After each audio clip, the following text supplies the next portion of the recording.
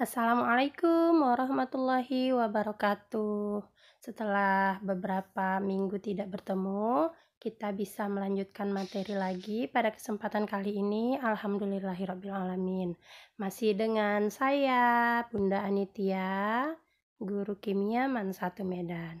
Baik, pada kesempatan kali ini kita akan membahas tentang tata nama senyawa kimia ya. Jadi, di sini materi pokoknya ada dua. Yang pertama tata nama senyawa, yang kedua rumus kimia senyawa. Jadi kita akan mempelajari tata nama dan rumus kimia senyawa. Senyawa apa saja? Senyawa-senyawa yang akan kita bahas yaitu senyawa biner, senyawa poliatomik, senyawa asam, dan senyawa basa. Baik, jangan lupa untuk berdoa terlebih dahulu supaya ilmunya berkah. Berkah untuk kamu yang menerima dan berkah juga untuk Bunda yang mengajarkan. Bismillahirrahmanirrahim. Raditu billahi robba wa bil islami dina wa bi muhammadin nabiyya wa rasulah. Rabbi zidni ilman warzuqni fahman wa amalan solihan. Amin. Oke, kita lanjut ya. Yang pertama kita akan membahas dulu apa itu senyawa biner. Senyawa biner itu adalah senyawa yang terdiri dari dua atom. Jadi, senyawa yang terdiri dari dua atom itu kita sebut sebagai senyawa biner. Nah, senyawa biner ini ada dua jenis. Yang pertama, senyawa yang terbentuk dari golongan logam dan non-logam. Ya, ikatan yang terbentuk itu ikatan ion ya, buat kita yang sudah belajar tentang ikatan kimia. Nah, jenis senyawa biner yang kedua yaitu non-logam dan non-logam. Ya, senyawa yang terbentuk dari non-logam dan non-logam. Artinya, senyawa biner kan tadi terdiri dari dua atom. Jadi kalau dia senyawa biner yang pertama, satu atom logam, satu atom non-logam. Senyawa biner yang kedua itu dia satu atom non-logam, satu lagi juga non-logam. Jadi dua-duanya itu sama-sama non-logam. Oke, langsung saja kita masuk ke contoh ya. Senyawa biner logam dan non-logam. Jadi satu atom logam, satu lagi non-logam. Nah, di sini untuk tata namanya ada dua aturannya. Yang pertama, tuliskan nama unsur logamnya tanpa modifikasi. Jadi kita harus bisa mendeteksi ya, yang mana dia unsur logam, yang mana non-logam.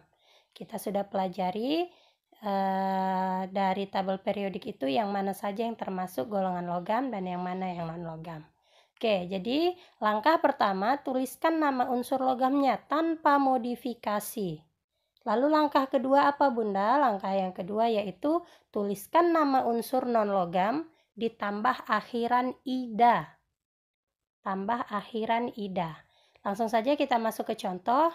Yang pertama ini ada NaCl. Ada logam Na dengan logam Cl. Na itu golongan 1A. Cl itu golongan 7A. Jadi di sini logamnya adalah Na. Ya, golongan 1A seluruhnya adalah logam kecuali atom hidrogen. Nah, berarti Na itu nama unsur logamnya. Kita tuliskan tanpa modifikasi. Langsung aja tulis nama unsur logamnya. Na adalah natrium. Tuliskan natrium. Lalu diikuti dengan nama unsur non-logam ditambah akhiran ida. Cl itu adalah atom klor. Kita tambahi akhiran ida, klorida, klorida. Sehingga NaCl kita sebut sebagai natrium klorida. Lanjut contoh yang kedua, ada Li2O. Li2O, Li itu juga golongan 1A, ya. Jadi Li termasuk logam, unsur logam. Non-logamnya siapa? O, karena oksigen itu adalah unsur golongan 6A. Ya, dia non-logam. Jadi, langkahnya yang pertama, tuliskan nama unsur logam tanpa modifikasi. Li itu adalah litium. Tuliskan langsung litium. Diikuti dengan nama unsur non-logam tambah akhiran ida. Unsur non-logamnya tadi oksigen. Jadi bukan oksigenida ya, oksida. Oke, khusus oksigen dia oksida, bukan oksigenida. Maka untuk Li2O namanya adalah litium oksida. Kita lanjut lagi, contoh yang ketiga ada NaBr. Logamnya adalah Na, golongan 1A. Non-logamnya adalah Br. Br itu satu golongan dengan Cl ya, unsur halogen, golongan 7A. Maka, lihat lagi langkah pertama, tuliskan nama unsur logam tanpa modifikasi. Logamnya adalah Na, natrium. Dilanjutkan dengan unsur non-logamnya yaitu brom. Ya, langsung kita tambahkan akhiran ida. Natrium bromida, natrium bromida. Lanjut, ada CSI. CSI. CS itu juga golongan logam. Ya, golongan 1A. Satu golongan dengan Na dan Li tadi. CS itu adalah logamnya dan I adalah non-logamnya. Sama-sama dari golongan 7A. Oke, nama logamnya kita tuliskan tanpa ada modifikasi. CS adalah cesium. Dan untuk non-logamnya ditambah akhiran ida, ya, iod. I itu iod. Jadi, cesium iodida. Contoh yang terakhir, ada BaCl2. Ba itu dari golongan 2A. Ya, golongan alkali tanah. Termasuk golongan logam juga. Cl itu dari golongan halogen, non-logam. Maka, BaCl2 logamnya adalah Ba, barium. Kita tulis tanpa modifikasi, lalu Cl itu atom klor, kita tambahi akhiran ida.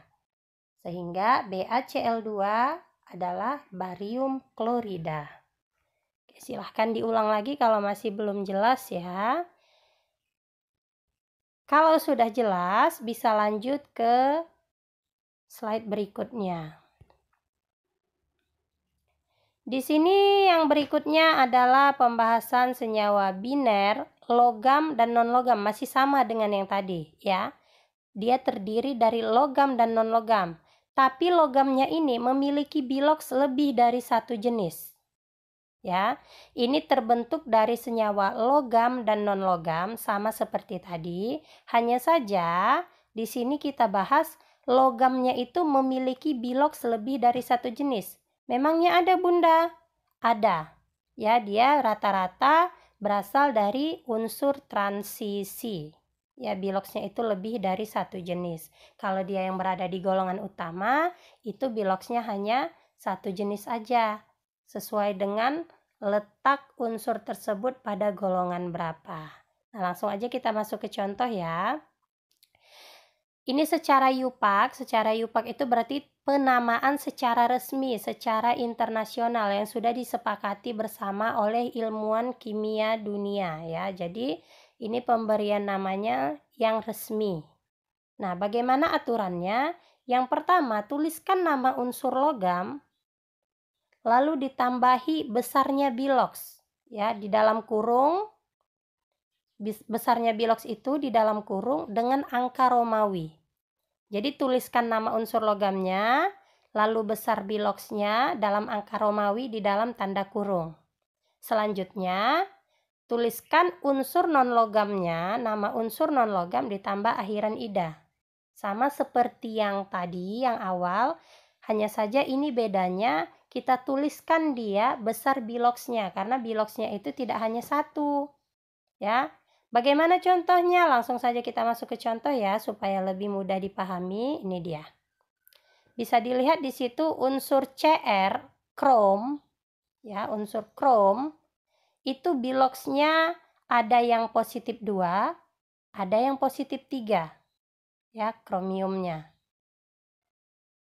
Nah, untuk Cr dengan biloks positif 2 itu contohnya pada senyawa CrO.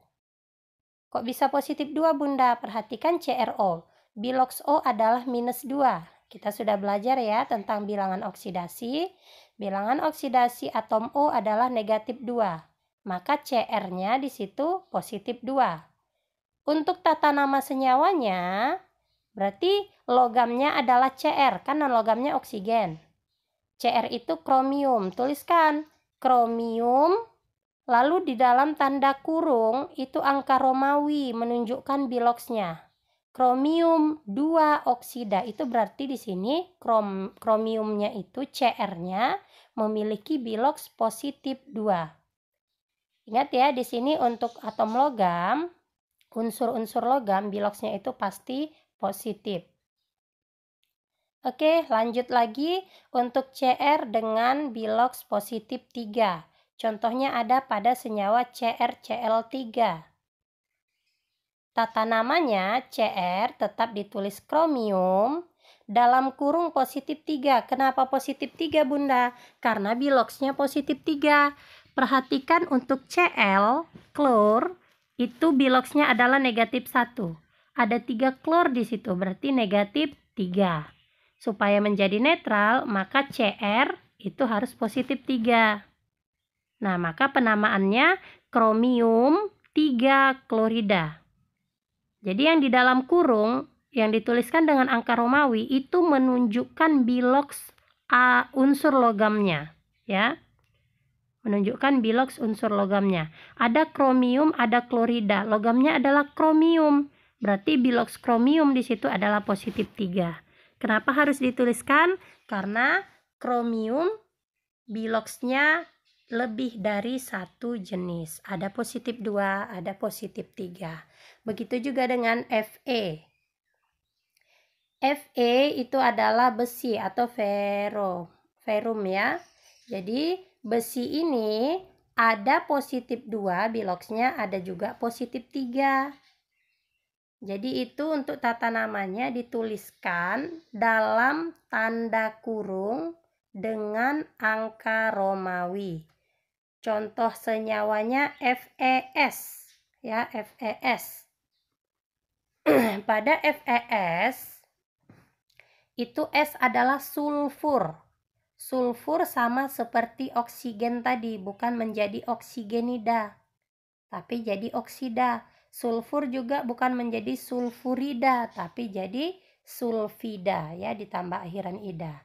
Fe-nya itu besi, di situ biloksnya S adalah minus 2, maka Fe supaya menjadi netral positif 2.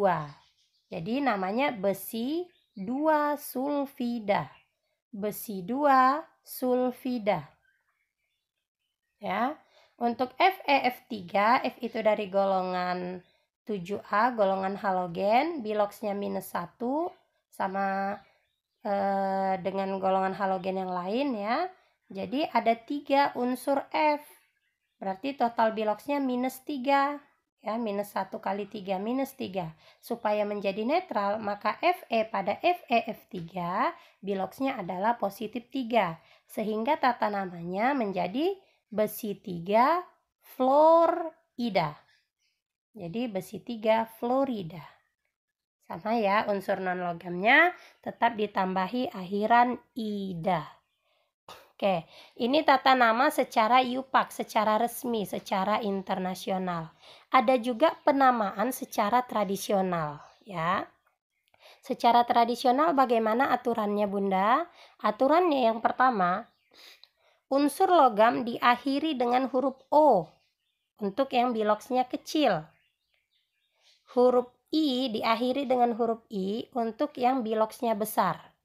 Ingat ya, unsur logamnya diakhiri dengan huruf O untuk yang biloksnya kecil. Sedangkan untuk unsur logam yang biloksnya besar itu diakhiri dengan huruf I. Itu ya untuk unsur logamnya. Nah, bagaimana dengan unsur non-logamnya? Sama saja, tetap unsur non-logam itu ditambah akhiran ida. Masuk ke contoh. Unsur yang pertama itu unsur Cu. Cu itu tembaga ya, kuprum. Oke, untuk kuprum yang biloksnya positif 2 itu contohnya ada pada senyawa CuS. Ya, CuS bukan kuprum sulfida. Kalau tadi secara IUPAC kan dia kuprum 2 sulfida. Kuprum 2 sulfida karena kuprumnya biloksnya positif 2. Tapi secara tradisional dia nggak pakai yang dalam kurung angka Romawi tadi. Langsung aja, kuprum itu punya biloks positif 2 dan positif 3. Yang kecil siapa? Yang positif 2. Maka yang kecil diakhiri dengan huruf O. Jadi kupro. Sedangkan pada CUI3, di situ kuprumnya biloksnya positif 3. Itu biloksnya yang besar, diakhiri dengan huruf I, jadi kupri. Untuk non-logamnya tetap ditambahi akhiran ida. Sulfida, iodida. Ya, jadi untuk kuprumnya tadi biloksnya itu ada yang positif 2, ada yang positif 3. Jadi kuprumnya kita kasih akhiran O untuk yang biloks kecil menjadi kupro, dan biloks I untuk yang dan diakhiri dengan huruf I untuk yang biloks besar menjadi kupri. Begitu juga dengan besi ya, besi. Besi itu adalah ferum. Maka untuk yang biloksnya kecil diakhiri dengan huruf O menjadi fero. Yang biloksnya besar positif 3 diakhiri dengan huruf I menjadi feri. Oke, kita lanjutkan lagi sekarang untuk tata nama senyawa biner yang terdiri dari unsur non-logam. Senyawa biner tadi kan berarti terdiri dari 2 unsur. Nah, kedua-duanya adalah unsur non-logam. Nah, bagaimana tata namanya? Ini dia, kita lihat dulu sebelum masuk tata nama, kita lihat dulu rumus umumnya ya. Senyawanya itu biner, berarti ada 2 unsur, unsur A dan unsur B. Ya, X dan Y itu apa, Bunda? Itu menunjukkan jumlah atomnya masing-masing. Jadi di sini A itu menunjukkan unsur non-logam yang pertama, B itu unsur non-logam yang kedua, X itu jumlah atom A, sedangkan Y itu jumlah atom B. Ya, spesinya ya. Lanjut. Tata namanya, peraturannya, jumlah, kita tuliskan dulu jumlah unsur yang pertama ditambah nama unsur yang pertama. Ya, kalau rumusnya itu kan unsurnya dulu baru jumlahnya, AX, BY. Unsurnya dulu baru jumlahnya, unsurnya baru jumlahnya. Nah, sedangkan tata namanya itu tuliskan dulu jumlah unsur yang pertama, baru diikuti nama unsur pertamanya. Selanjutnya, jumlah unsur kedua diikuti nama unsur keduanya. Jadi urutannya tetap yang pertama dan yang kedua, hanya saja untuk tata nama tuliskan dulu jumlah unsurnya baru nama unsurnya. Nah, bagaimana untuk menuliskan jumlah unsurnya? Kalau tadi aturan pada logam dan non-logam secara yupak itu dengan angka Romawi di dalam kurung, sedangkan untuk senyawa biner non-logam ini, untuk menunjukkan jumlah unsurnya itu dinyatakan dalam bahasa Yunani. Mono untuk 1, di untuk 2, tri untuk 3, tetra untuk 4, dan seterusnya sampai 10 itu ya. Jadi kalau jumlah unsurnya ada 3, kita awali dengan awalan tri, baru sebutkan nama unsurnya. Langsung aja kita masuk ke contoh ya, supaya lebih mudah dipahami. Ini dia contohnya, ada CO2, ini sama-sama unsur non-logam. Karbon dari golongan 4A dan oksigen dari golongan 6A, sama-sama non-logam. Nah, C itu kita tuliskan karbon. Khusus untuk non-logam yang pertama, unsur non-logam yang pertama, kalau jumlahnya 1 tidak usah dituliskan mono. Khusus untuk unsur non-logam yang pertama ya. Kalau dia non-logam yang kedua, jumlahnya 1, kita tuliskan mononya.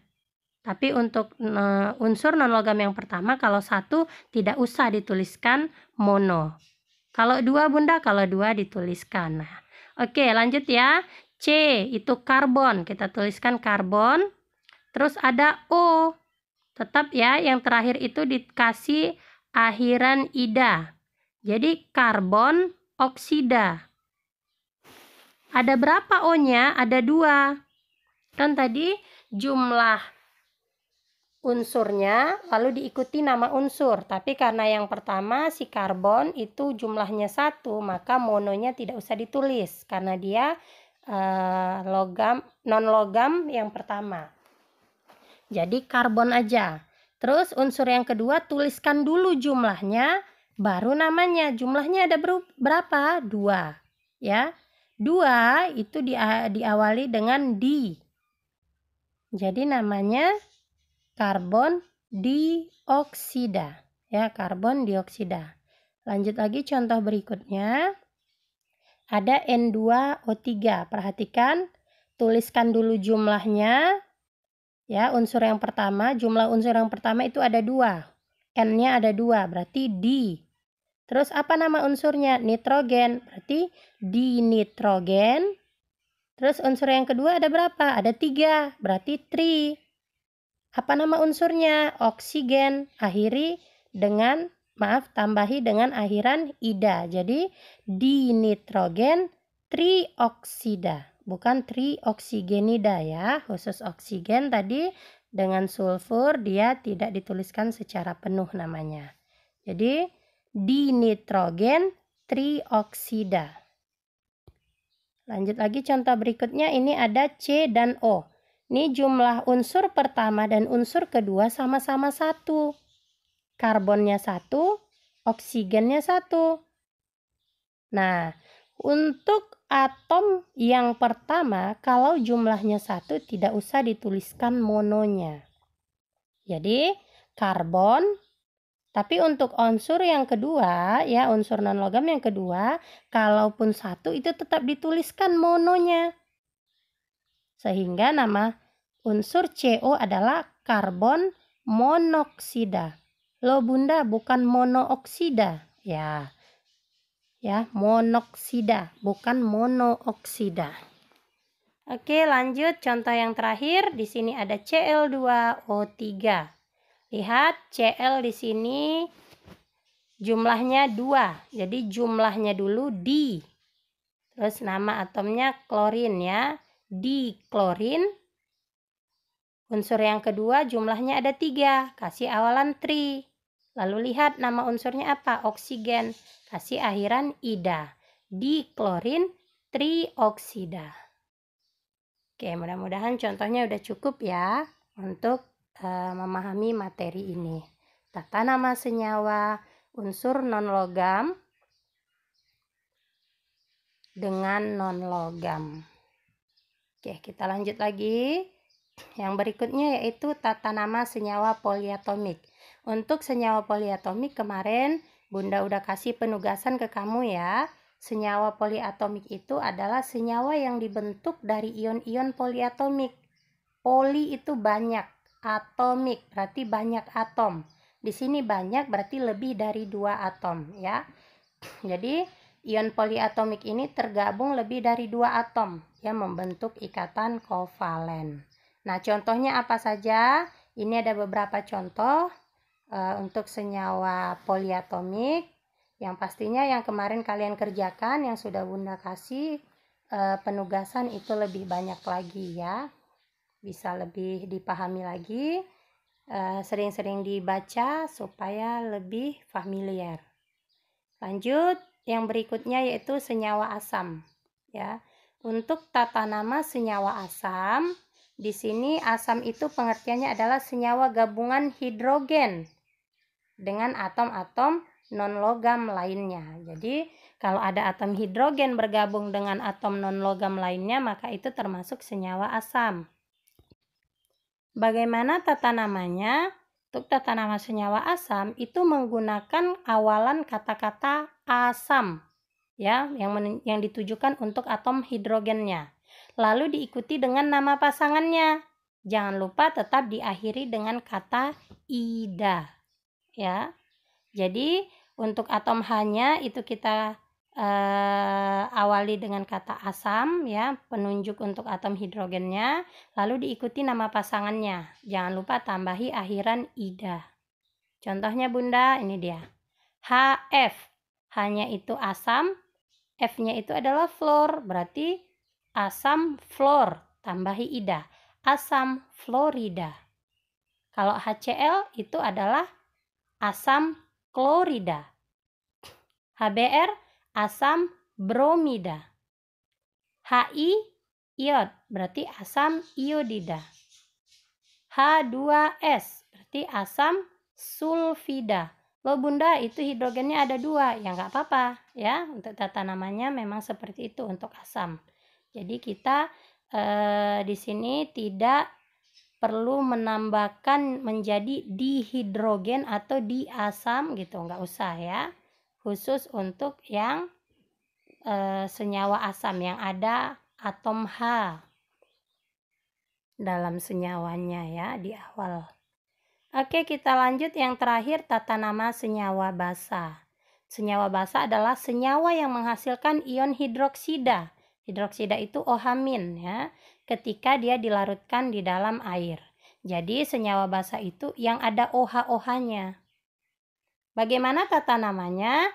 Tata namanya itu kita menyebutkan nama unsur yang terikat dengan OH tadi. Lalu OH-nya itu disebutkan dengan hidroksida.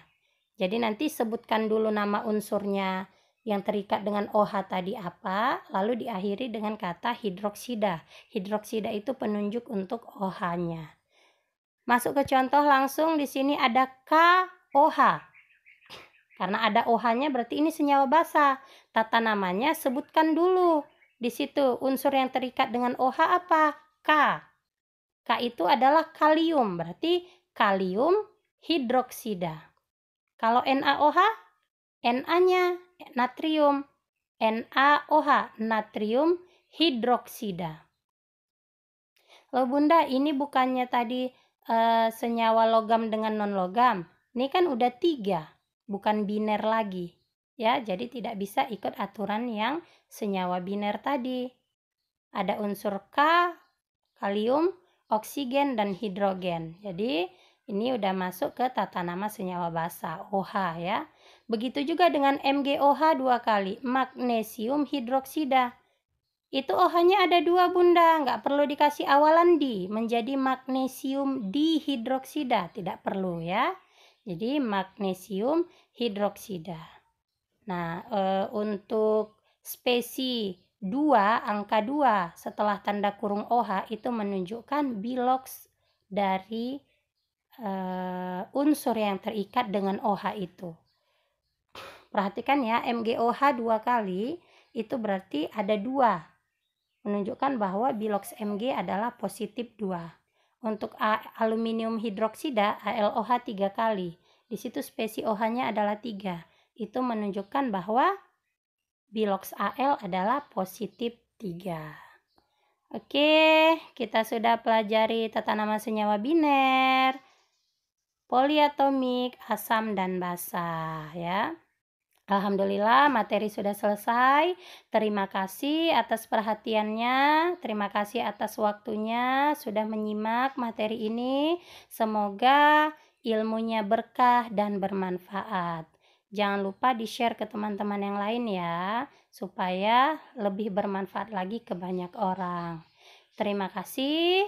Jangan lupa kerjakan tugasnya. Cek Google Classroom. Assalamualaikum warahmatullahi wabarakatuh.